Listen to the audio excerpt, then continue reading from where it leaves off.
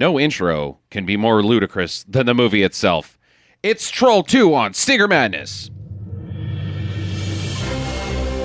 Stinker Madness. Stinker Madness. Stinker Madness. We got the Stinker Madness. Hello and welcome to Stinker Madness, the podcast about bad movies for bad movie lovers by bad movie lovers. I'm your host, Justin. I've got Sam and I've got Jackie here. Hello to you guys. Hello. Hi. How's things in the other side of the studio land? Well, the other side of the desk has a lack of Jell-O that the other side of the desk suffers. Okay. Both sides have no Jell-O. We should have gotten Jell-O for this. I didn't think I could get more confused about Troll 2, but now I'm even...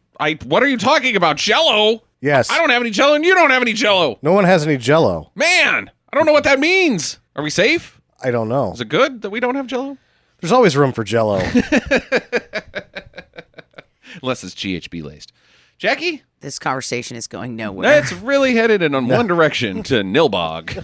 Oh, but So, Troll 2, one of the most popular bad movies ever. I had forgotten really how bad this movie is. It's real bad. I had started to, because of how it becomes so ridiculous at points, began to wonder how much of that was just intentional. You wonder, but some of it is so head-scratchingly bad that it almost carries over. I see what you're saying, but I still think I'm convinced that it's just the bad translation. The lack that Claudio Fragasso could not speak to the actors in any way. Yes, and I think where I'm going is that he knew that. He knew it was going to... I think he knows it's going to be bad from the get-go because they've sent a bunch of Italians to Utah to shoot a movie. Right. So there's an expectation that it's not going to go as well as it could. So there's these sort of intermittently absolutely ridiculous things that he's doing just to do them. Like the bologna sandwich, maybe? The bologna sandwich, the popcorn. The popcorn, yeah. But then there's things where you question it because the one line where they make it to Nilbog and they say, oh, Nilbog, how many people live here? 26 plus the presents. who are what? You can't say that No. to an audience and have them go, oh, I know who... You find out who the presents are, but it's 26 people plus presents. The fifth time you watch it. What? I never picked that up until just now. What are presents? They've got presents and they count that as part of the population? Yeah, I watched it 4 times thinking that was just so ridiculous that it was just such poor dialogue that it didn't matter, but it actually was even more poor because it's supposed to matter. So maybe Claudio's like saying something different, and the closest thing that the people working around him can come up with is hot, sexy popcorn. I think that's what he meant. Let's just do this hot, sexy popcorn. And he's like freaking out behind the camera going, no, that's not what I wanted. I think the popcorn and the bologna sandwich is what he wants, and he's just back there giggling to himself like a child while the cast and crew are going, what have we done? What have we done? Whereas most of the other stuff that's just bad filmmaking is because I guess he wants me to do this, and he's like, I guess they did that? So I got a question for you though. Uh-huh. I think it's hard to make vegetables and fruit sexy. Mm-hmm.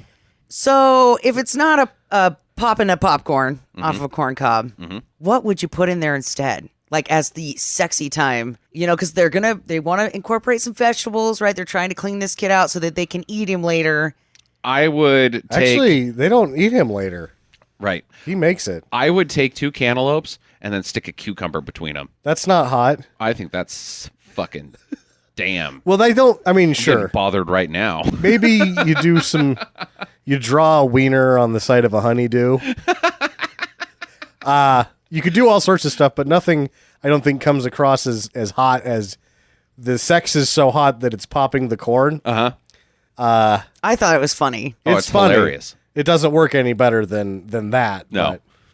But, yeah, that's as good as you can do with that terrible joke there. So let's get right to the real big thing, the acting.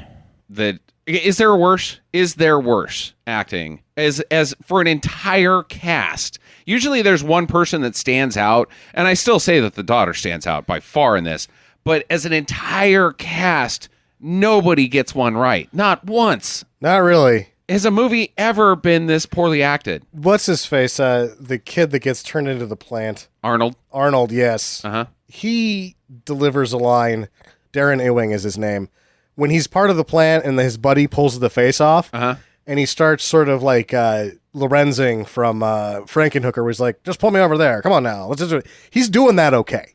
Okay. That works. And it's the only time that the acting works in the movie. So is there can anybody name a film that's acted worse than this one?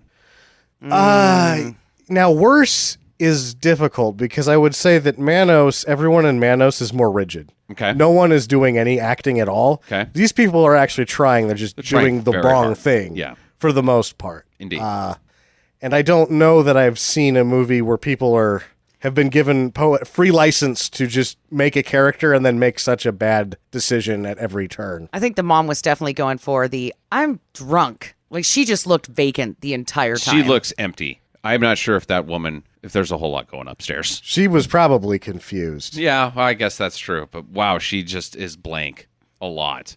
And then you've got Michael Stevenson, the child, who is great. Yeah, he's fantastic. He's terrible. He's no Fred Savage. And it's a blast. He steals the show away from his sister as far as funness, because his character is so ridiculous throughout the entire thing. And he's a child. I take nothing away from Michael Stevenson, the adult actor. If he chooses to do something, he could probably do good. But as a child, it's very child acting. Like, just, hey, Mom and Dad, me and my sister are going to put on a play and watch. It's that level of bad acting throughout the entire thing. That's fun. He's a blast. Really like Michael Stevenson. He is a blast in this. I think that the chemistry between him and the grandpa is fantastic and awful at the same time. Grandpa Seth. Oh, yeah. Grandpa Seth. He is magical. You can have an entire podcast dedicated to just Grandpa Seth. And so many questions. So many questions. The only one that you don't have to ask is, that cardigan came from the Sears Roebuck collection. Yeah, that's the only thing you can really pencil down about Grandpa Seth. That's where he shops. Let's talk about Connie Young, the sister. Holly Waits is her name. She can't get a line. No, she can't. But she was pretty typical 80s looking, though. I mean, I believe it was 80s all the way for her. She had the hair. Except for her character. Her attire and her hair, but then the weightlifting at 10 o'clock at night. Because her brother is being put to bed. Yeah, that's what I wrote down here, is that you have to go to bed right now, but your sister can stay up and be stupid as long as she wants. Pump iron. And she bench presses for like 30 minutes. Well, if you're only going to put up 8 pounds, you need to do it about 1,000 times. I'm going to give her 10 pounds. I mean, those look like 5-pound dumbbells. Yeah. Oh, teenage girl bench pressing. That's what they do. In their bedrooms, in a weightlifter outfit. At 10 o'clock at night. She's got the belt on, which is for squatting, but she's got it on anyway. Yeah, that was one of my costume. Like, wow, that was a very curious. I'm going to put you in a robicide outfit. And then I'm going to give you a weightlifter belt so that you look legit. And then you're going to pump iron on this bench pressing machine in your room. You've never seen her before. This is your introduction to her. Like, she's just one of those 80s girls. She's boy crazy. But that is not... You're just immediately scratching your head like, what the fuck am I watching? Yeah. And I also think that they needed a full leotard. Like, the one shot where they're shooting from her knees... It's not good. It's not a good shot. No, there's too much. You're leaving very little to the imagination. Yeah. And that's obviously an underage girl. She needs tights under that thing. Or find another shot, I would say. Both. It's a bad shot. Now let's talk about George Hardy, dad. Dentist. The dentist. With his southern drawl accent that I liked. Oh, he's great. But nobody else in his family had it. Is there... I think I'm the only one that's seen Best Worst Movie, right? Yeah. I've seen it. Okay. I think George Hardy may be the most likable person on the planet. There may not be a cooler guy. Him and Ted Pryor, if I lived in between George Hardy and Ted Pryor, I would be a happy man. I would never stop hanging out with those three or those two, and we would just have adventures. I'd just be like, hey, you guys want to go do something? And they'd be like, no, I got to do my taxes. No, you can do that later. Let's go have adventures. Because George Hardy is such a bad actor, but genuinely seems like he's trying to have fun with this film. Like, hey, guys, this is really stupid, but let's just run with it. Yeah, he's all in. Anytime he has to do anything physical, he's flying around the set or whatever it is that's in front of the camera, and very enthusiastic, say. He's great. I love him. Now let's get to the real thing. The trolls. There are no trolls. There aren't. The goblins. I'm going to let you really take lead here, Jackie. I know you're just chomping at the bit to discuss the visual aspect of the residents of Nilbog. So there's two sides of this, though. Okay. There is the people side, and when they're in disguise and they have the crappy little burnt clover thing on their skin. What is that? It looks like somebody branded them with the burnt clover. Yeah, it's schmutz. But Yeah. what is it supposed to be? It's supposed to be a clover. But why? They're magic schmutz, Yeah. so they It's their can magic unicorn spot. hide as humans So,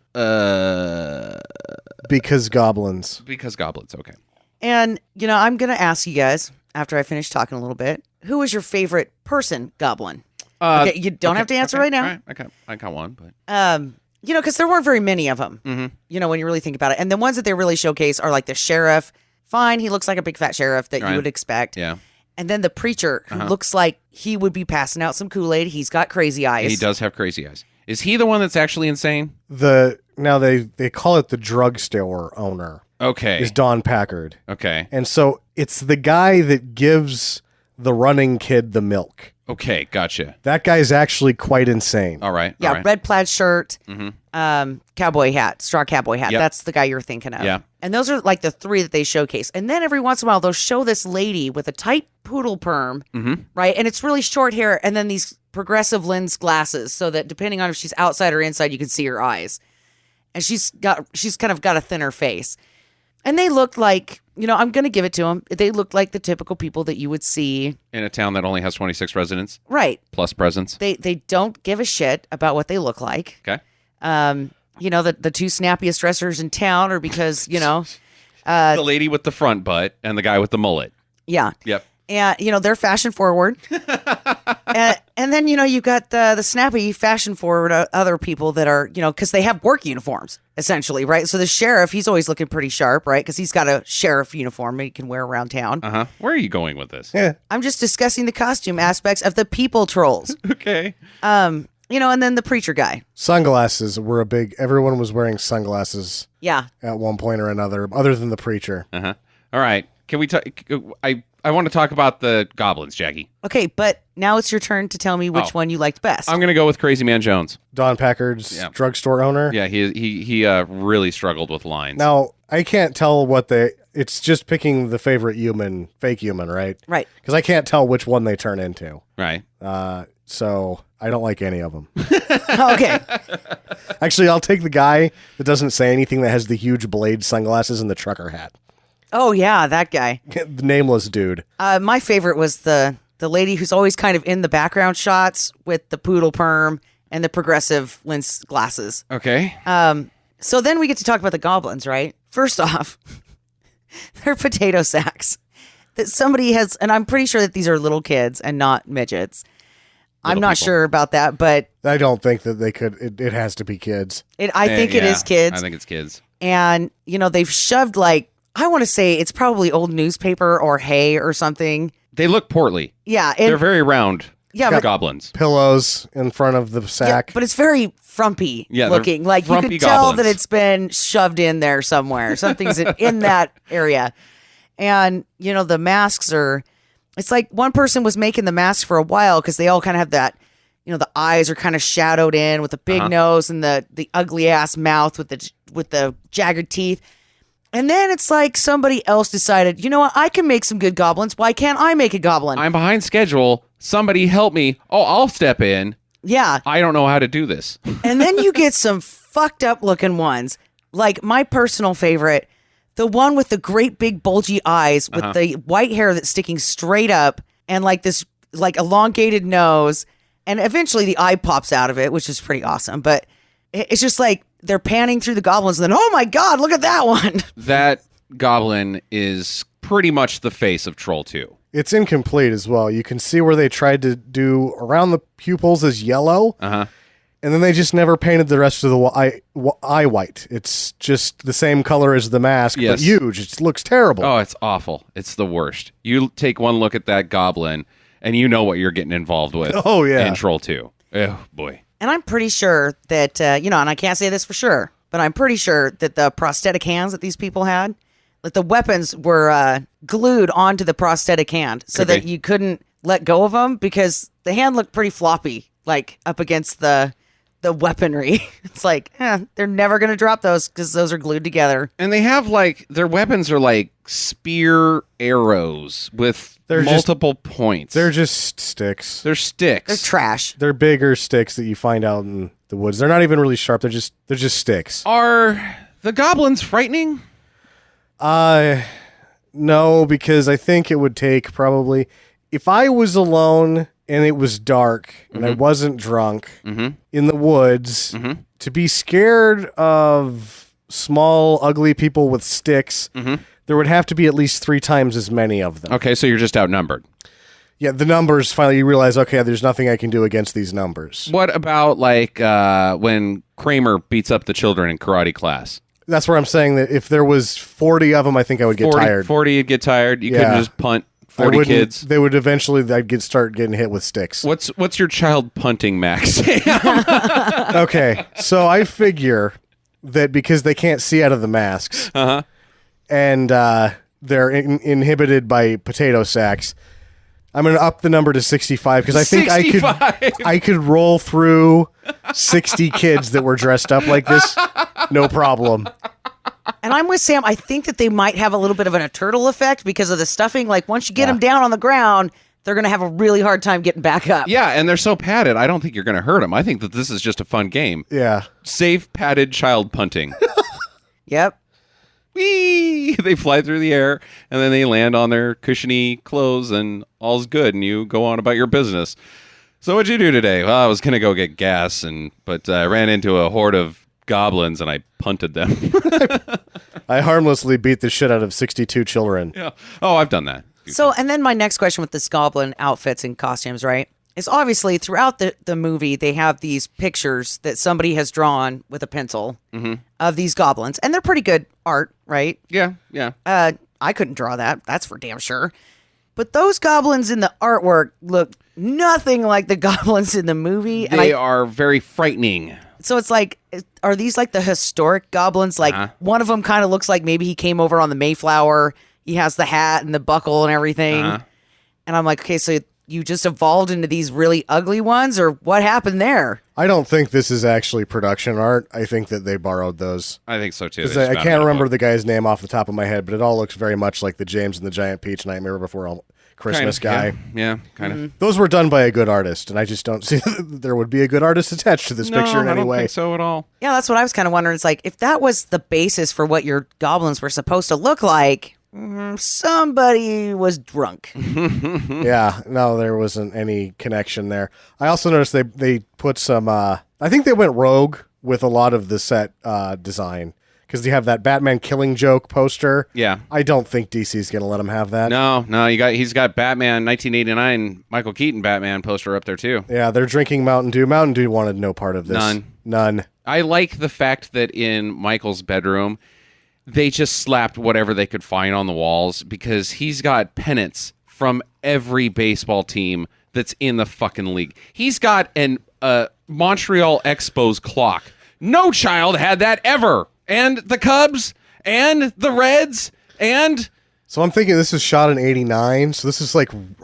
I guess the A's win the World Series right around then. Yeah, they won in 89. And they played the Reds, so there's an A's and Reds shit everywhere, so it was just like, that's what's super cheap. They just went down to the store and grabbed everything. Yeah, and that's this is what children like. That's what you're going to find is A's and Reds shit. Yep, ridiculous set design. Maybe he collected pennants. You don't know. When they're in Nilbog... and they're house swapping with the presents. They have, so in the house where they've exchanged with the presents, they have white pieces of paper torn out of a notebook with their names written in pen on the doors. Michael, Holly, Mr. and Mrs. Waits. Who wrote those? Like, it's like, which room's mine? It's this one. Where's mom and dad staying? Well, they're staying in the one that's Mr. and Mrs. Waits.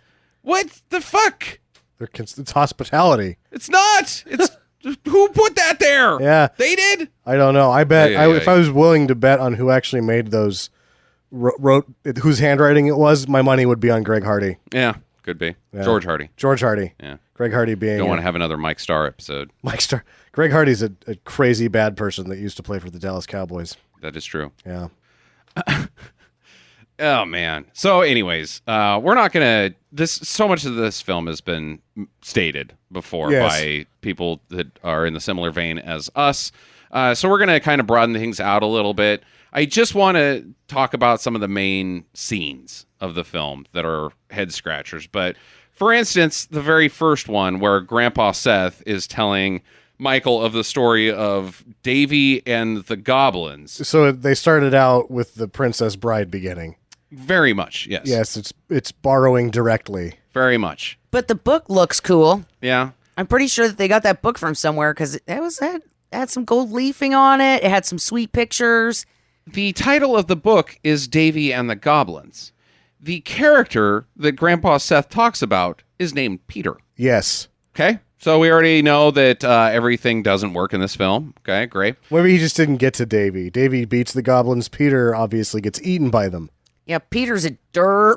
He's a derp. This is also a sequence that sets up some odd expectations for me. Okay. Because what's the kid's name in the movie? Michael. Michael appears in the story Correct. and then turns to the camera, which is actually Grandpa Seth, and says, "Goblins in disguise?" Which is great. And so I'm expecting like sort of time and space to not really work at all throughout the whole movie, whereas this is the only time that something like that happens. That an artistic direction was taken at Yeah. any point in this film. Kind of. And, you're kind of hooked at this point, really. You're like, okay, that was kind of clever. This kid is awfully fun. Yeah. I'm in. And Grandpa Seth is... So let's just address Grandpa Seth, because it's stated immediately that Grandpa Seth's a ghost, question mark. Not immediately. Not Well, when he- he's reading the story. He's dead. He looks at for Grandpa Seth when his mom comes in, and Grandpa Seth, poof, he's gone, and the chair's rocking. So it's established early that Grandpa Seth is something more than man. Either a hallucination or a supernatural being. Who has a very nicely trimmed beard. And I'm just going to insert my costume things as we go here. Okay, all right. So Grandpa Seth is something. I'm not really sure what. at this point, you're also set up with the tone of the film is the production value is surprisingly high for what you're expecting. Mm-hmm. It's bad B-movie music, but you were expecting worse. And all of the shots are properly done. They're not overexposed. They're composed properly. The makeup artist should have been fired with freckles. Yeah, there's the things happening in front of the camera, not good, but there's a certain amount of the other side of the camera that things are actually going properly. And it looks very similar to just about any other 1990 horror movie. You could go and expect to see a movie that looks like this in the theater. That's a big deal. It's been shot with an Arri probably and some Panaflex lenses because it is 16 by 9. Mm-hmm. So they did, and it was 35 millimeter. It's not 16. So industry standard equipment has been used on this, and that's a surprise to It me. doesn't match how shitty everything else is. Yes, that nothing this bad has ever been shot with industry standard equipment. Oish. I also want to interject here at the beginning that old Freckles McGee. I forgot about the her girl. when we were talking about the village troll disguise people. Yeah, She kind of counts as one because she does. Absolutely. she's got the freckles that somebody obviously drew on with an eyeliner pencil Why would you do that? to make her look more younger and innocent. I'm not real sure. Either get somebody who has freckles or don't- skip the freckles. You don't even need them. You don't need them. It's obviously mascara. It's Oh, it's not mascara. Or eyeliner, Sam. yeah. Yeah, it's eyeliner. It's embarrassingly bad. Like, she pops up and you're just like, what the fuck? Is this strawberry shortcake? I don't get. As the movie goes on, the story makes less and less sense as to why it was involved at all. Yes. And the opening guy with this weird little Peter Pan hat. Peter/Davy. Yeah. Davy Peter. Peter Davy. He just looked like a fucking retard. Yeah, he looks like a doofus. It's like, I tried to get into character and to find a time period piece, but I couldn't. So this is what you get. I'm okay with him looking stupid. Yeah. But, anyways. So they're on a trip. They're going to go to this town called Nilbog because they've won a house exchange. How does that all get set I think up? it's a planned thing you get out of a catalog or something. It's like, Okay. oh, do a family exchange. They'll try some city living, and you can be on the farm. 1990s version of Airbnb. It's if you're the father, if you're the breadwinner, head of household that decides to do this, this is the vacation that your family will never forgive you for if everything goes properly. Yes, absolutely. Oh, we had to work hard all summer. Thanks, Dad. Yeah. That was Farming. Awesome stuff. a real great trip to that town with 26 people and presents. And the presents. and the presents. So they all pile in the Ford Aerostar and head out of town, and the car scene where they're driving along and Michael has another hallucination about Grandpa Seth, and the daughter's delivering lines poorly in high drama. They're actually, her and George Hardy are having a good exchange of bad delivery here. Uh-huh. Well, you should just get rid of that good for nothing. What? You could have waited 15 more minutes. We're already an hour and a half behind schedule. He would have come. Oh, God. He would have. Yeah. Please. It's glorious. It is two I do people. not believe that girl was truly upset. I really? Huh? You couldn't suspend your disbelief with her, huh? Can't believe it. And so Michael's all like crying and, because of Grandpa Seth and the goblins, and he knows that he's going to a place where there's goblins. Grandpa Seth has already prophesied this with his powers, I guess. I don't know. So, Something. Hey, Michael, well, you need to calm down. Why don't you sing one of your favorite songs? One of my favorite songs. Is that what she said? Yes, she said sing, and it's not my favorite. She goes, sing that song I like so much. And so he starts singing Row Your Boat. And you're like, oh, you like that one? It's a good one. That's the one, huh? Row Your Boat. That song fucking rules. I just like, when I'm on a road trip, I like to mix in, start it out with 2112, then hit Row Your Boat right after that. You're shouting at fucking at the Fish concert. Hey, play Freebird! Fuck Freebird! Play Row Your Boat! Man, I saw Skinner do Row Your Boat at Budokan. Oh, yeah. Fucking crazy. You ever seen Van Halen do Row Your Boat? It's fucking crazy. On weed. On weed, yeah. Actually, that would probably blow my mind if because I'm so many years removed from smoking any marijuana that if I had gotten stoned and then all of a sudden Van Halen was doing Row Your Boat, I would probably psychologically deconstruct. I would probably just be like, this is the best thing ever. You'd see me laying on the floor in the fetal position, just going, it doesn't. It's the triple rainbow. You would start turning into little squares like Mark Wahlberg and Jason Schwartzman and Huckabees. Yeah, you'd have to start like putting me back together. Well, Holly's boyfriend and his buddies are also gonna tag along. They've just suddenly got a motorhome. They got an RV. Where did they get that? Because it's a pretty nice motorhome for 4 teenage boys to suddenly get their hands on. Seems like a period current RV. Like that's a new one. Yeah, I'd take that one. I think somebody's parents were at work and they decided to take this RV that conveniently has a gas card Yeah. in the glove box because there's no way that these little fuckers have money. No, and in 1990, you also have the Diners Club. Oh, Yes, yeah. please. You're so right, Sam. These kids were living it up. That's why there was no fucking groceries in the damn RV camper. I know where the RV did come from. Okay. It's definitely Claudio's RV Yeah, he's staying in when they're shooting this movie. Right. So their game plan is to go to this tiny town and bang virgins. All of them. Well, that's what Doofus A tells Doofus B, C, and D. And Elliot. His name is Elliot. And they're all jacked about it. They're like, yeah, We're going to get some. virgins in a town that's got 26 people Yep. and the presents. And the president. Well, that I'm never gonna let president's that go. daughter, she's a looker by comparison. By comparison, Comparison yes. to what? The trolls. The other trolls. Yeah, the goblins. Okay. And their motorhome breaks down. They No, just it park doesn't. Yeah, no, they break down. No, they don't. I'm telling They you. do? Yeah. Is that why they're waving at Yes. her? Okay. That Help makes- No, us. they're lost. they're all lost off the site. Breaking down is the only thing that would make any sense. See, and I took it as they had this map out.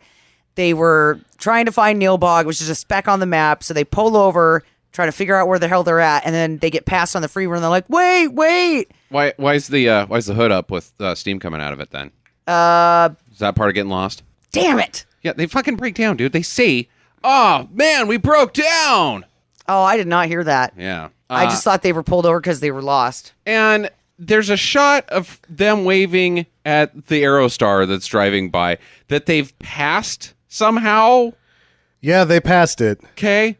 Well, the Aerostar waited till 9:30. They left when they were supposed to. Oh yeah, they just bailed. Yeah. Ay, ay, ay. So there's a shot of them waving at the Aerostar, and the Aerostar is quite some distance away. And Holly flips them off, and they're like, "Oh man, Cannot see in the Aerostar. can't see her.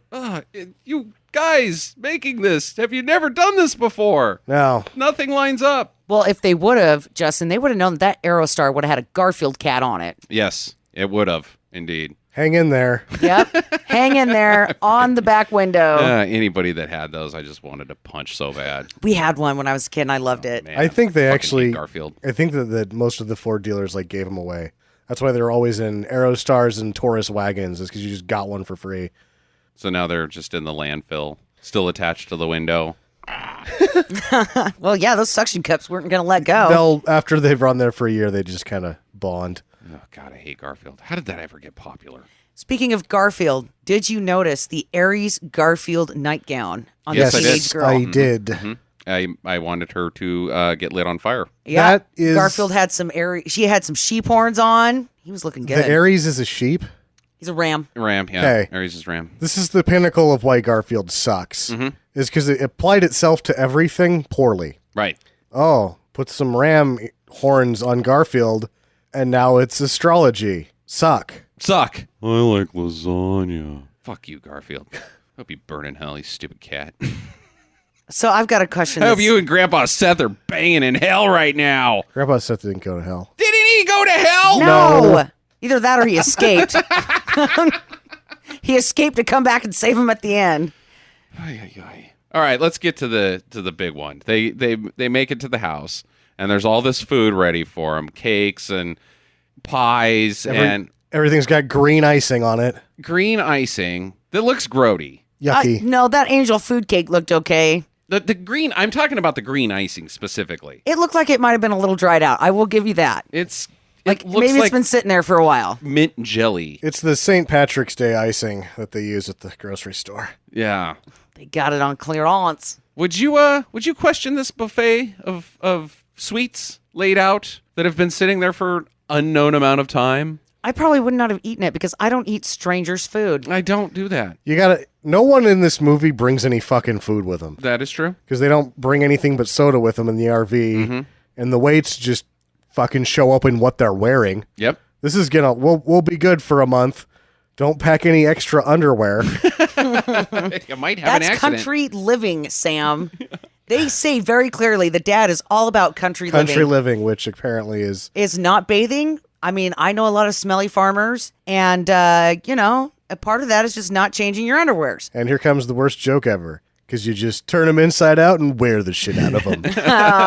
Rodeo 8 seconds. So they're going to eat this Pile of donuts. cornucopia of Cakes. sweets that has been laid out for them. Because they're starving, Justin. Without question. Okay. And Grandpa Seth shows up In the window. and says to Michael, "Don't let them eat the food. You've got to stop them. Here, I'm going to freeze time for 30 seconds." Now figure out what to do. So Grandpa Seth has the powers of time freezing. Yes. When do you get that if you're a spooky ghost? Well, I've heard that you really have to work on your skills after you die. It's just like learning how to drive a car, right? You start out with some easy things like, you move a fork or you open a cupboard door. That one is a little more advanced. I will give you that. But telekinesis and freezing time. That's like third level, but he's only been dead for 6 months. Maybe he's on the advanced course. Is Grandpa Seth God? No, so here's what happened. He didn't really freeze time. He just brought Michael out of time for 30 seconds. Okay. So you can remove him, but he's going to phase back in. That would be much easier than actually stopping the whole of time space. No, I'm pretty sure they just stopped time for him. I don't think spooky ghosts have either of those powers, Sam. Grandpa Seth does. I don't know what In Grandpa fact. Seth is. Okay. So Well, that's going to lead to my lead-off question at the end of this thing. Is What to is do Grandpa with Seth? Grandpa Seth. yeah. So he's got one choice. This is insane. First time you see this, it's just like, what? Wait, he's what? And The second time you see this, you have to start to put it together, like what actually happened once the camera stopped. he pisses on the food, which would make them go, ooh, that's grody. I'm not going to eat that, saving all of them from turning into vegetables. However, all three of them had either a glass or some food all the way to their mouth. He would have to piss on them. He peed on his family's faces. Yep. Into their mouths. Into their mouths. Their mouths are open. He has peed all over his family. How much pee does he have? It was It has a long been car a long ride. car ride. Yeah, there you go. Long car ride. That Enough. kid did not ask to get out once. To piss on all the food and each one of his family members. Not to mention shut it off, then walk over to the next family person, climb back up on the table, and piss in their face. No, I think he gets in a good spot. He stands up on the chair there. If I'm that kid and I had enough, I could get it all done from right there. Yeah, because, I mean, obviously you're going to start with your dad because he's the furthest one away. And Yeah. that's, you got the momentum going from, oh my God, I got to pee so bad. So it's like, when you hit him right in the face first. And then you just kind of, You plan your route. Yeah. You're like farthest point to nearest point, getting everything in between. yeah, because, by the time that your stream is drizzling out, you want to make sure you're getting that last cupcake at the end of the table. Plus, yeah, if you miss anything a little bit on the table, everyone's giving it the benefit of the doubt that it's covered in piss at this point. And I'm like, ooh, look, one of the cookies made it. I'll eat this one. Yeah, no, it's probably got pee on it. You're done with it. You can't piss on hospitality. I won't allow it. Well, he did. One of the finest lines ever in any film. Really, see, and I like the one that he says right after that. I'm just going to tighten my belt because I have years of experience of starving to death, and I've got years on you, and I'm just going to be able to outlast you in the hunger strike. Yeah. It's insanity. Tightening my belt one loop so that I don't feel hunger pains, and your sister and mother will have to do likewise. Okay, Joshua, you want to get rough with me? You want to show me that you don't like the choice of this house for a vacation but going on a hunger strike? Well, I accept the challenge, but just remember, when I was your age, I really did suffer from hunger. We'll see who gets through this, but just remember, I've got more practice than you. I'll see you tomorrow. Yeah. What? Good night, Dad. Oh, okay. I really did suffer from hunger at your age. Yeah, you had a rough life. What was it? Was it the 30s? Well, he was just poor. Was he in Ethiopia? He wasn't always a dentist. Yeah. Boy, oh, yoy. He grew into a pretty big man, though, for having starved when he was a kid. He's a big guy. He's a big guy. So, obviously he got some nutrition from somewhere. I'm going to tighten my belt loop one notch. And so's your mom and your sister. Okay, what's that going to do? Wait, it hurts. So Your pants are on too tight. that's... You don't notice that you're hungry because you're like, my pants are so tight. And then you start getting the indigestion because your pants are too tight. And you're like, oh, and then your back starts to ache. Like, oh, God. Everything hurts. Good thing I don't notice my tummy's empty. God damn it, so weird. And then the boys run into this girl running through the woods who looks like she's been attacked by a bear. Yeah, I don't know who this person is, and it's only Arnold that notices her. Mm-hmm. And he's like, I'm going to go find these virgins, and here comes one, maybe. This is what? it's going to start. The party's going. Yeah. There's virgins that have been attacked by bears running through the woods. Damsel in distress. Here we go. How did she get all torn up? Where the hell is she from? That was my question. Where did this person even come from? Because they don't have any non-goblins in the town. Right. Everybody's a goblin. So, Was she like a leftover from another Airbnb that they had? yeah, that must have been like last month's family exchange, and she just lasted a while. She's been in a cave. She crawled into a cave. There was a bear in the cave. Bear beat the shit out of her, and she had to leave the cave, and now that's where she's come from. But before she was part of the first family right. exchange. She's just okay. hanging out, moving from cave to cave, trying to avoid detection, but the last cave had a bear in it. Yeah, and now the goblins, the bear tipped the goblins off. He made a phone call. Because it's not only surly and mean, it's just kind of an asshole bear. Mom, Greg the bear is calling. Hello? He found the blonde girl. Okay. Thanks, bear. Fuck you. Oh, you're so surly. Cave bear. Okay, so he chases after her, and he tries, the goblins show up, and he tries to reason with them. Arnold's not frightened by these goblins. He doesn't try to reason. He tries to big time them. Yeah. He's like, all right, fellas, you Get on out of here. get on out of here. Otherwise, there's going to be trouble. And he says that there's going to be trouble.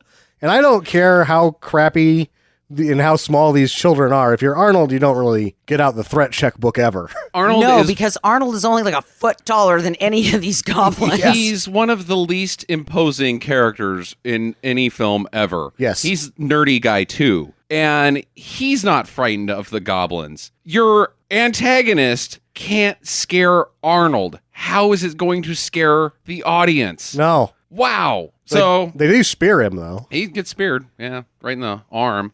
Then he gets scared like, fuck. And they take him and the girl to the chapel place. No, they run there. Go to the house, which, like, let's go in this house. And it's like, that's a church. It is obviously a church as a spire. There is stained glass on the outside of it. That is a church. And inside is all sorts of spooky weirdness. Well, the first thing I notice about this church house is that there is a gigantic bed there. Yeah. It's like a studio church. Right when you walk in. Inside and outside don't match up. It's like a reverse TARDIS. Yeah. It's Yeah. much smaller on the inside. I think you're right. It was like, wow, what's that bed doing there? Ay, ay, ay. I also like that they try to cover this later in the movie when they're at the sermon. That the reverend's like, go, or no, it's the crazy Don Packard's character in the drugstore says, go to the house that looks like a church. It's like, oh yeah, good cover. The rest of the movie's fucking falling apart, but you're gonna save it with this one cover right here. And inside is a woman named Credence who is old? Question mark. Here's your makeup chance to talk about the makeup, Jackie. Yeah, and I am going to interrupt you. So they've obviously put some baby powder on her hair to make her look a little older. Maybe some circles under her eyes. But the thing that got me is she's obviously supposed to be an old lady. They dress her like an old school mom, right? Right. But then she's got these fantastic red fingernails. Sexy time red fingernails on an old lady body. What about the teeth in her mouth? Yeah, they obviously put some kind of black shit on her teeth. Pepper. Just It's pepper. yuck. Her mouth is yuck. Yeah. And I guess that's like age, like she's a horse or something. Yeah. I don't know. I don't know. Yeah, like your teeth go bad. And She is one of the worst makeup characters I've ever seen in a movie. Like, ooh, she's an old witch. No, that woman is clearly in her 20s. Are you fucking kidding me? Are you fucking kidding me? I think she might be 30. Maybe. She's not old, Sam. One of her kids is an extra. I'm she just has saying- children. Yeah. that her Avon lady fucked her big time. Oh, it is terrible makeup. Yes. And her character is... When you asked about the girl, Holly Waits, and she's doing a bad job, but Deborah Reed, who plays Credence, has come up with something, and it sucks. I don't know what it is. I don't know what she's doing here. I have no idea what she was going for. Is she being a witch or insane or an insane witch? Because It's insanity. She looks fucking crazy. And the way that she delivers every line is like, what are you doing? She is overacting, Way overacting. which kind of sold me on it, if I'm quite Oh, honest. it's great. It was She's like hilarious. She's fantastic. your facial expressions and you're just trying so fucking hard. It was like, yeah, okay, you know what? I can buy that you're an eccentric weird witch that has a piece of Stonehenge in your house right next to your giant bed. You keep using this word, I can buy it. I don't think you know what that means. I can buy that she's a witch, Justin. Well, you're the first person on the history of the planet to ever say that. Yes. Yeah, I buy it. She's a witch. Yeah, shit, that looks right. That's what I would expect a witch to be like. Because she, in the movie, calls herself a Celtic druid. I went with witch. I've seen some pretty shitty witch costumes around Halloween, so you know I've seen worse. So I'm like, okay, she's a witch. Got it. I don't think she is. I don't believe it. Her acting is terrible. And so she gives them a witch's brew, I guess. Oh, she gives them some of the turn into vegetable stuff. A cup of dry ice. Yeah, a cup of dry ice. The other stuff isn't smoky. Yeah, that's true, but it all does the same thing. It's like she's made a witch's brew with the active ingredient being turn you into a vegetable. But when the gal drops the cup, it's just the green shit that's in there. Ay, ay, ay. So, let's do that. Both of them drink it up. The girl turns into vegetable goo And the goblins eat her immediately. immediately. But she has already obviously had some because she was sweating green before. Oh, okay. All right. So Because she's that had happens a little to the time. other guy, too. And Arnold just turns into a tree Yeah. and doesn't get eaten. I guess they're saving him for later. You know, and honestly, I felt really bad for this kid when we were watching this after learning that he was tied into that pot for 14 hours because he was not in the movie enough to No. justify 14 hours of standing in a Standing pot. there. 3 hours tops. Oh, man. That poor bastard. Yeah. I mean, I just felt really, really bad for him. So at one point, you look at his eye in one of the shots, and he just looks like he's like, fucking kill me. And you can only see his eye. And I mean, like, at first, you know, his eye's kind of vibrant, and he's awake, and he's paying attention. And then after a while, it's like his eye just looks like it's, like, just given up. It's the only part of the body that you can see, and he's like, I like Arnold. He's one of my favorite characters in this film. for sure. Absolutely. He's great. This is when the line happens. Give it to They me. are going to eat her. And then they are going to eat me. Oh, no. Arnold. I cannot move. Why can I not move? Which is weird because, as I said later, he sort of like does some good line deliveries, just not when it mattered. Yeah. I like Holly's kooky dance here, too. The I'm an 80s girl dance in the hallway. Shit. In her Aries pajamas. Oh, my God. That was supposedly like I had read that was her. One of the only things that was allowed to be ad-libbed was Claudio let her do that because she had cheerleading experience. Because you see it the first time and you're like, she doesn't know how to do this. But she's doing it because she does know how to do this. Is it worse than Top That? No. Top That's longer, so it's worse. This is very brief. Yeah. Okay. And it's definitely like the 3 or 4 moves that she learned at a cheerleading camp. It's also not worse awful. than Vanity's monster dance in The Last Dragon. So there's a much worse dancing out Okay. there. All right. Yeah. Good for Connie Young. Grandpa comes through the mirror, though. So now Grandpa's appearing to Holly. No, he just is lost. He says that in the next Oh, scene. yeah. He's like, spooky "I ghost lost. Don't know whose room is whose. I haven't quite figured out the layout of this new house. I can stop time, but looking around in here is pretty tough. Okay. So Even though the doors are labeled. is there a chance that Grandpa Seth died, became a spooky ghost, but the spooky ghost also suffers from dementia? Like, maybe he kept the Alzheimer's in the afterlife? I don't know. Because he's a little fucking crazy. He's daffy. He's nutty, this Grandpa Seth. He's a wild card. Oh, man. He's dangerous. Because he's going to show up with explosives He at could one get us point. all killed, this Grandpa Seth. Absolutely. He's like, oh, I got the thing. I have the powers of the Beyonder. And a Molotov cocktail. You don't need the powers of the Beyonder. You're a danger to all of the universe, Grandpa Seth. And then in the van, in the motorhome, the boys have woken up Next to each other, with no unclothed. shirts on. Wait a second. Question mark. Okay, that's a strange choice to put in this film. And then Joe, I don't even know what his fucking name is, goes down to town to get some milk because they don't have anything. Yellow shirt. Yeah, yellow shirt. He just goes jogging into town. We're going to run all the way to town. So if they just given up because their van broke down, and so they're now somewhere along the ways to Nilbog, and they're just going to hang out there now forever. Well, he tells the sheriff they're just out there hanging out. Like that's their camping spot now. Broken Where they're down on the side of the road. See, and I didn't think they were technically on the side of the road like they were before. It looked like they had pulled off into a camping ground area. I guess.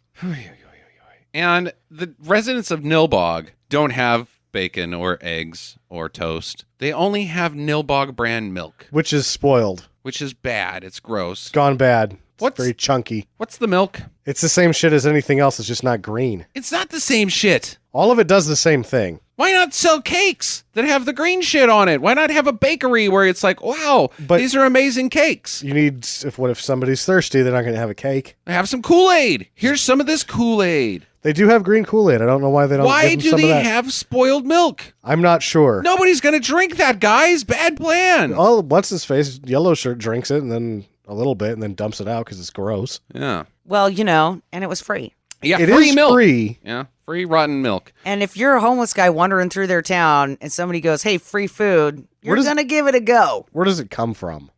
26 residents plus the presents. Plus the present. So let's just do the math here. That's 30. Yeah, 30 people. 30 people. Okay. Do they have a milk factory? You'd have to start with a cow. You need one of those. I didn't ever see one. Nuh-uh. I never saw a dog in this movie either. They don't have animals. Got to have pasteurization. You don't have to. No, you don't have to, but you probably should. It's vitamin D milk. If you're going to make curdled milk, you may probably even want to bypass the pasteurization. You need packaging. They got that. Mm-hmm. Where- They just don't see the cat. Well, it's Where the they get the milk's pack- in it. Right, but where does that come from? Who knows? So they have a packaging factory there, and the label. So they got a label printer Yep. Somebody bought that on the eBay, Justin. in 1990. Didn't have eBay. Sorry. They don't Well, have they a stole cow. it from one of the Airbnb people. The most important thing clearly is the cow. The lack of cow. The You lack need- of cow is a problem. I think it's just magic. I think it's magic milk. I think I think it's cauliflower that they have ground up to a fine Here's sludge. another question: is if you want people to drink it, and you're magic, you should just make the normal milk poison them because they want to drink that. you should make Orange Crush. Here, have the most delicious beverage of all time. How did you know I love Orange Crush? Well, because everybody loves Orange Crush. Here you go, and then you drink it, and it's got the magic turn you into vegetable stuff in it. Yeah. Not moldy, grody milk. Stupid goblins. They're pretty dumb, though. Dum-dums. It's obviously the Celtic druid that's running the show. So Dad and Josh are also hungry, I guess. So they go into town, and Dad finds a vegetable cookbook That puts them right to sleep. right to sleep. Instantly, I don't need to take care of my son. Run free, child. Which he does. He just gets on his skateboard and fucking bails. Bales goes to the sermon He pencils it. He puts it together that Nilbog is goblin backwards. because he sees it in a rear view of a car. Which didn't transpose the letters for me as a viewer, so I kind of had to think about that for a second. Nice. Right in front of you. It's telegraphed from the very beginning, Jackie. Yep, didn't get it until that point in the movie. Special delivery. They're goblins in the town Nilbog. Didn't get it until, even the first time I saw this movie, I was like, oh, well, don't I feel like the town derp? Got a package for you here. It's called a clue. I was told you needed one. So he goes to the sermon chapel that's in the basement. It's underground. I thought it was in an old, factory barn, meat processing pack. It's just a barn. Yeah. Yeah. And the preacher's in there giving a sermon about not eating meat. Yes. But they're eating meat. No. People churn into vegetables And then they eat is them. still people. No, it's vegetables now. It's Jell-O, and there's always room for Jell-O. I think they're fucking meat eaters. It's would argue that the lovely couple that made this film are quite confused about vegetarianism. Somehow, I'm going to skip a little bit Yeah, I ahead. just got to get back to the party at the house.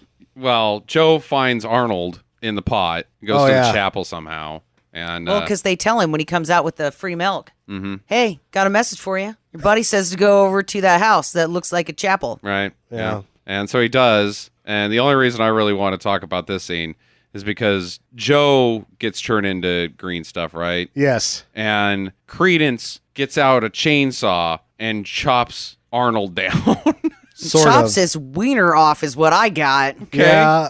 She's pruning him, and she's like, it's only going to tickle, and then it only does. He's like, Yeah, he laughs while getting chopped with a chainsaw. yup. Yep. Is The terror. Credence saying that when you cut down a tree, it tickles to the tree? I guess. I think she was saying control yourself. Take only what you need from it. The forest of trees has fallen. What? To be calling. Little MG. MG. Nobody knows what I'm talking about. Is there a mute button on her mic? Ladies and gentlemen of the Sierra Club, Jackie. Wow, you were on a weird one today, kid.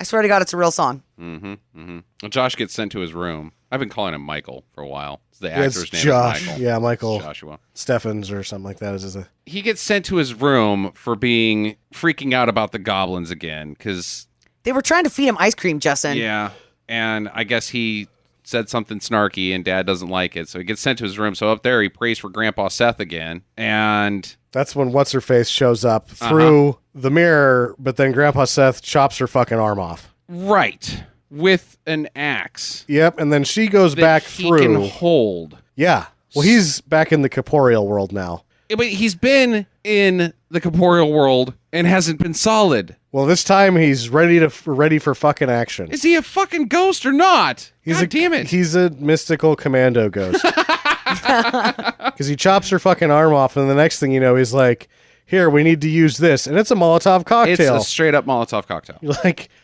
so Grandpa, that's a little dicey, bud.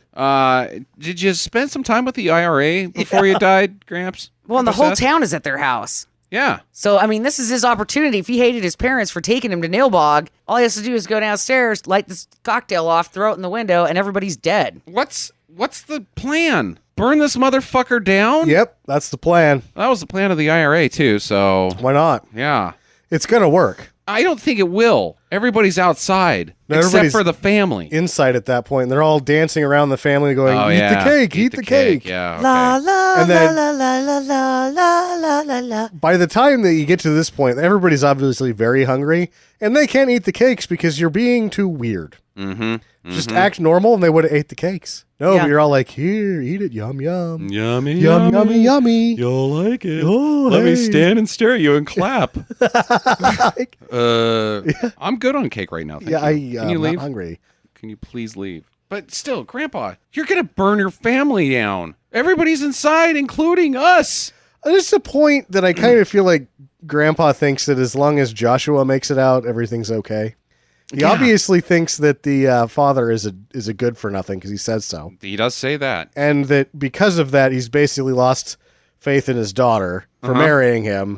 And then I'm just gonna. He never says anything explicitly about Holly, but come on now. Yeah. Yeah. You seen her? Mm-mm. Yeah. No.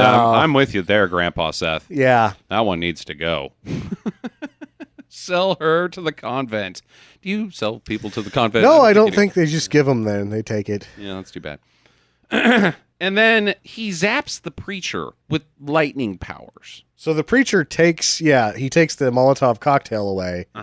But then he's like, go back to hell or something, because the preacher is the head goblin, knows some magic, I guess. Which means that Grandpa Seth Knows- was from hell. No, he says I'm not from hell to Joshua in that scene. That's not true. That's just a rumor. I wasn't in hell. Don't worry. Yeah, that's where he's like, we were in hell, and he's like, no, I wasn't, but I have to go back to heaven or some bullshit.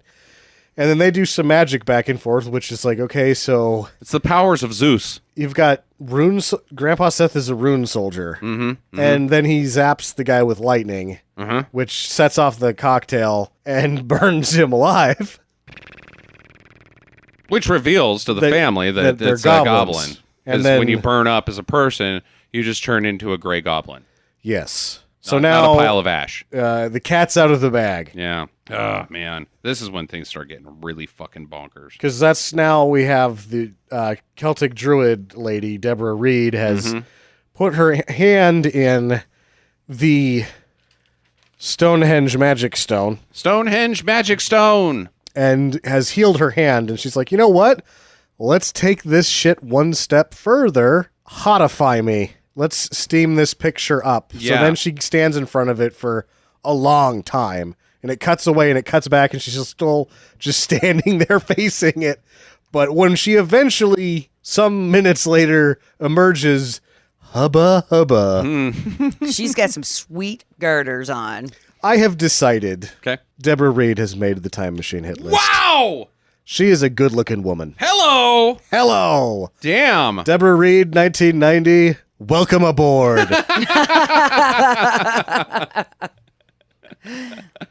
I wouldn't have guessed that. No, I don't think she was that Don't attractive. know what this time around. I was like, you know what? She's good looking. It's the corn cob in her garter, I'm telling you. And maybe it is the corn, Sam. Hot, sexy, sexy corn. I don't think the corn has anything to do Okay, with it. all right. You never know. It was the her obvious attendance of the Savick School of Lovemaking, God where damn she it. puts her fingers all over his face. God damn it. I had to tell it. Savick. You can't make good jokes without Star Trek movies. I question whether that's more vague than grokking something. Like, It there's is two definitely people- no. This will if this somehow, if we put this podcast like on something 200 years from now, someone will get that joke. They'll be like, Savick, yes. Savick, yes, I did not like that. Quite humorous. Maha, she does rub the fingers strangely. Ha ha ha. That's how they laugh in the future. Yes. Good one, Earthman. Past Earthman has made me amused. I approve. Now I will eat my food in pill form. Hey, it's green. Oh no, vegetables. What's the deal here? She just goes and bones this dude. Yeah, That's it. that's it. Well, she gotta look at herself. She realizes she's prime ace right now. She brings popcorn. She brings an ear of corn, and their sex is so Right. hot that it pops. She does not churn him into corn. No, he just gets some popcorn and some sex. That's it. Yeah. Yeah, Okay. because that was one of my questions. I was like, does he turn into? No, he does clearly not. emerges from the popcorn and says, "No more popcorn." Is she a goblin? No, she's a Celtic druid. She says as much. But she did turn to a goblin when she came through the mirror. Yeah. Huh. Maybe, I don't know. I don't know what credence is. But I guess either way, sometimes everybody's got needs. Even mama. Oh, yeah. No, she's, you use your youth powers. You're going to obviously be at the peak of your damage potential and your magic battle prowess, but at the same time, when in Rome, right? Right, Now right. that I'm 26 again, time to get some action.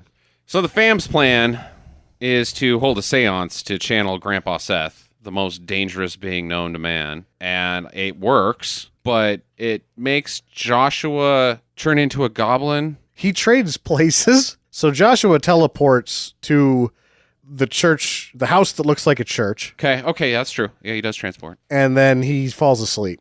And in place of him is now a goblin. Good job, Yeah. guys. Good job, Grandpa Seth. Was that your doing? Stupid. Again, he doesn't really care about the other three so much. Yeah.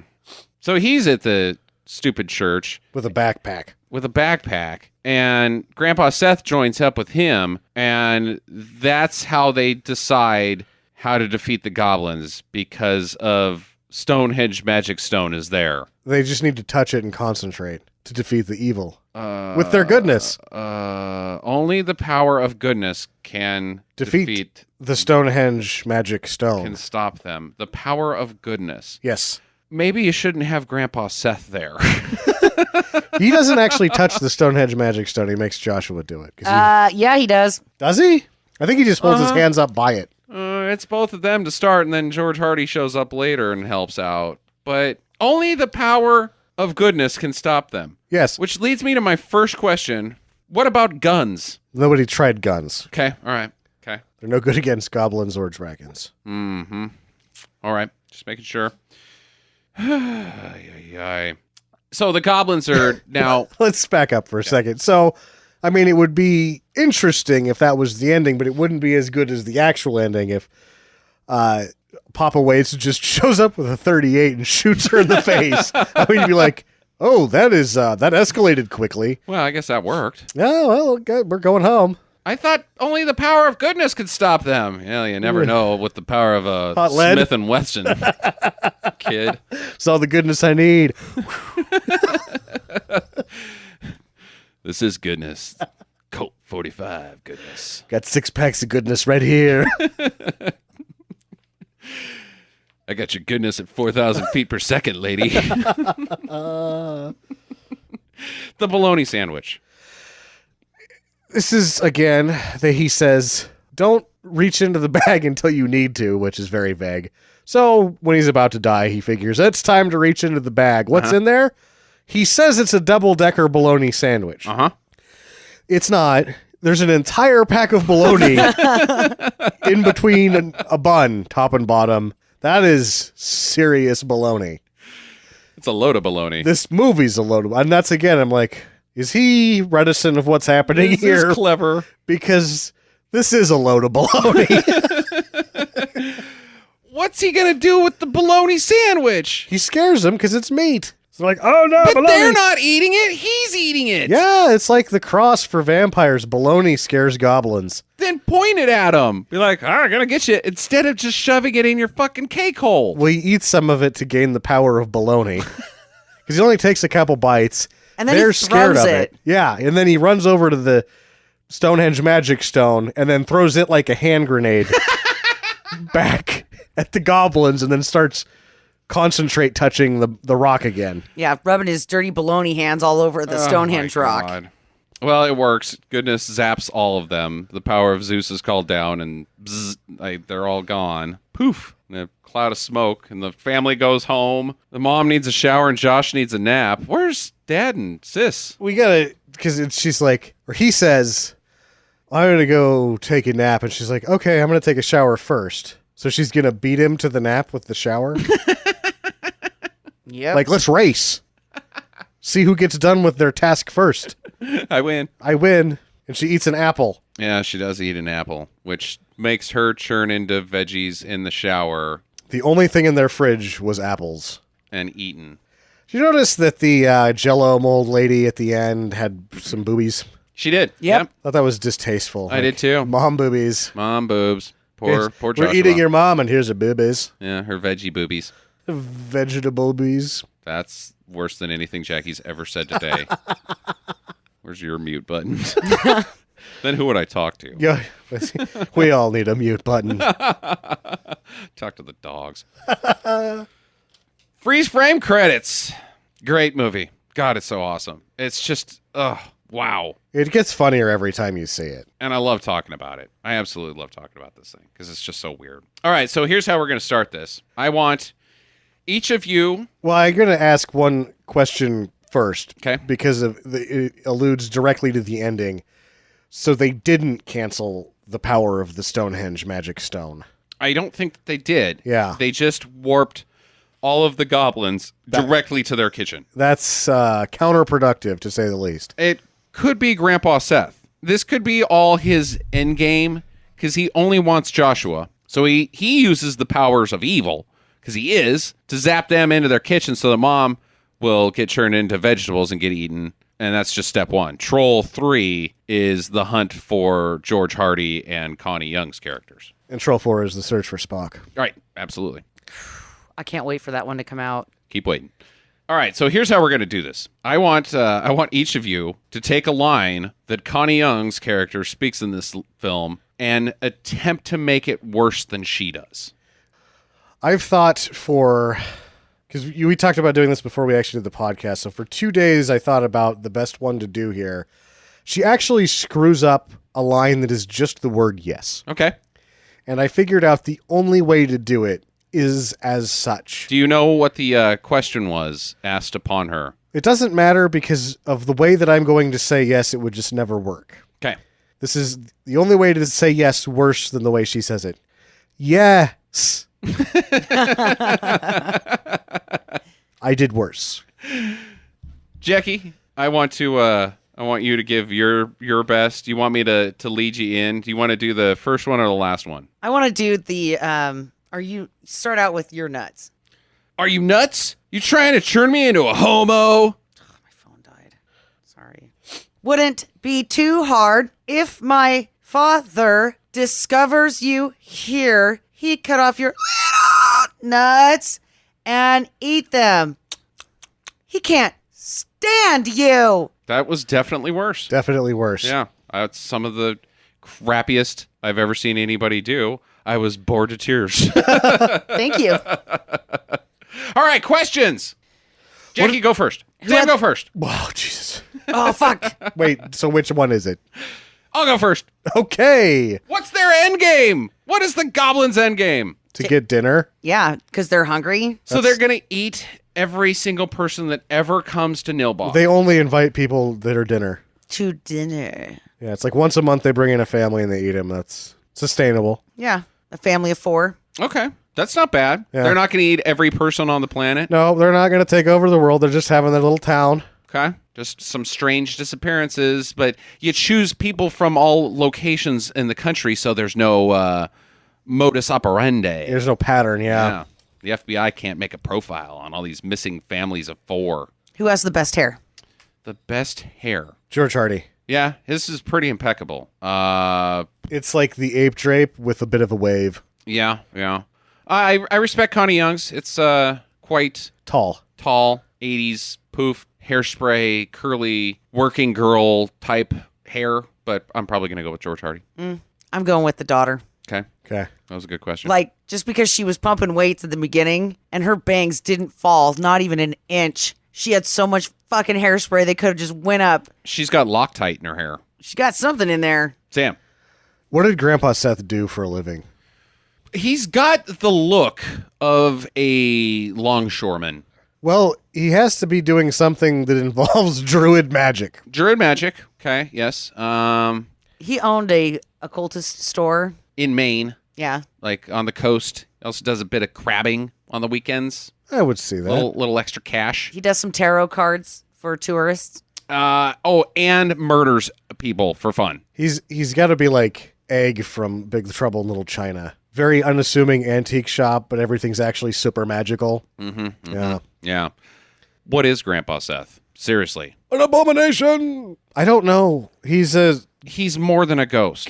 more than a ghost. He's got the powers of the fucking Beyonder. He can do whatever he wants. Yes. He's a poltergeist. That's fine. Crawl through the TV. Suck me into frozen garage land. That is not the powers of Uncle Seth. Grandpa Seth. Poltergeists have got nothing on Grandpa Seth. Grandpa Seth could defeat the White Walkers in like a period of like 5 minutes and then have some bologna sandwich afterwards. Not even think about it. Yeah, he's too powerful. He's too fucking powerful, Grandpa Seth. He frightens me, and he's great. Back to you, Jackson. I don't have any more questions. We answered my last question, which was whose RV was it? Okay, who's your favorite character? Boy, I wish I had the powers of Grandpa Seth right now to get an answer out of one of you guys. I like the mom best. Really? Yeah. Wow, that's wild. That That's is left field. That is very She's just so spacey, and it looks like she sounds like she's always reading her lines off of a cue card that is placed somewhere in the room in front of her. And she just seems like she's just not all there, which makes it interesting to really watch her make her way through this movie, because it's like, hello, Yeah, anyone home? I have a feeling that there's a lot of her lines just got left on the floor because she was too confused to do it right. yeah. I can see that too. Sam, who's your favorite? Elliot. Elliot. Yeah. Okay. Definitely Elliot. Why? He's the funniest. Okay. I disagree with you. I just like his little. This time around, I really appreciated him telling those goblins how things were going to go. Oh, wait, you're talking about Arnold. Arnold, sorry, his name is Elliot in real life. Yeah, Arnold. Arnold is my favorite. I would say that Arnold is probably the most underrated. A lot of people like George Hardy. A lot of people like Grandpa Seth. I think I'm still on Team Grandpa Seth. Yeah. A lot of people like Connie Young. Arnold is very underrated. I liked him so much more this time around. Maybe one more viewing, Arnold's going to make my top, but for now, it's Grandpa Seth because he's just so bonkers and bad. The actor playing Grandpa Seth is also not good. We really kind of didn't state that enough. I think He did as good as you could looking into the distance and saying Stonehenge Magic Stone out loud. There it is. Stonehenge Magic Stone. Yeah. How do you can't, it's an undeliverable line. The Stonehenge Magic Stone. You can't do it. It's too stupid. Has there ever been a song made that is this bad? Like a popular music song? Huh. There probably has, but I wouldn't be able to name it off the top of my head. The closest I can get is that stupid Jefferson Starship song, We Built This City. That song sucks. Sucks. I don't like the Our House in the Middle of the Street. Ooh, Our House in the Middle of the Street is popular, though. A lot of people do, but I don't like it. I don't like it. Yeah, but I don't think it's as bad as We Built This City. So I don't think that there is. They built the city on rock and roll. Right. But the song is obviously keyboard pop. Uh-huh. Yeah, that's bad. Yeah. I don't think it's as bad as Troll 2, though. Oh, no. No. Yeah, I don't think there is one. I don't know if you can make a song this bad. You can make bad songs and put them in Troll 2, which they did, but Yes, they did. oh man, it's okay. So, Oh, what about Madonna's This Used to Be My Playground? ew, that one does suck. Yeah, but I think people still like it. I don't know. So, I think it's quite clear that we all recommend this film. Oh, absolutely. I want to start with you first, Sam. Give me your final thoughts on Troll 2. That it's such a strong do because now 5 times through, it was the funniest. I don't know if it's going to continue to get funnier, but it has been increasingly funny and more funny for 5 viewings. I have been able to keep it to where I've kept a couple years in between viewings every time. But, yeah, it's just incredibly hilarious. Jackie? I think the overacting and, the real heart and soul of everybody really trying to pour it into this movie, it's just so damn enjoyable. And then the little things that you notice when you watch it again, like what is for and it's supposed to be what's for breakfast, but he doesn't say the word. I think he says Burkfest. Yeah, he says something weird, so you're like, oh, that's weird. And like those little weird things that you pick up the second time around, I think make it more entertaining. So I'm going to give it a definite do. Okay. I, of course, stand by it. It's in my top 3 of my Hall of Fame bad movies. It is not going to change from its position. The thing that I really picked up on this when we watched it this time is that it's really accessible for how awful it is. I can't stack it next to bring somebody in that's what are you guys talking about? You watch bad movies. What are you talking? I don't know what that is. Why would you watch a bad movie? Yeah. You can't bring somebody in that's never seen something like that into the room. No, you can't give him Williamson. You can't give him Manos because there's so many different types of people. Monster or Go-Go. That like bad movies of a single genre. A lot of people really like bad action movies, but they wouldn't be able to you couldn't give them Mommie Dearest and have them like it. Right. Say. Or Birdemic or anything like that. But you can introduce anybody to this film. And I don't think that there's anybody that's going to go, they may not like it, but not go, holy shit. I just can't see somebody making it through the first 20 minutes without starting to laugh. Yeah, I It would don't be either. impossible. I don't either. I think you can take an actual really strong, oh, I only watch good movies. I work for AFI or I'm Roger Ebert. And you could do a dual showing with The Last Picture Show and then Troll 2 and have it work perfectly because it is polar opposites of good filmmaking, but totally enjoyable. And there's just not very many other movies like that. And there may not be any other movies like that. I think it's the most universal bad movie because there isn't any. Every other really bad movie has some ability to alienate a typical large group, and this one does not. Does not. Absolutely not. No, it does a really good job. This is a great film. Absolutely do. Can't be missed. It's one of my favorites. So next up is Sam's pick next week. Sam, what are you bringing? Kung Fu movie. Rambo 3. Oh my God, yes. About fucking time. Game of Chicken. Yes. With a helicopter and a tank. God, I love that movie. How Is do that you what even... it's called? Rambo 3, Game of Chicken. Game of Chicken with a helicopter and a tank. No, but that happens. Oh, that sounds how awesome. do you do that exactly? With one being a flying machine and another one not? Well, we'll find out. In the meantime, get to the flying tank. Visit us at www.stinkermadness.com. Follow Stinker Madness on Twitter @Stinker Madness.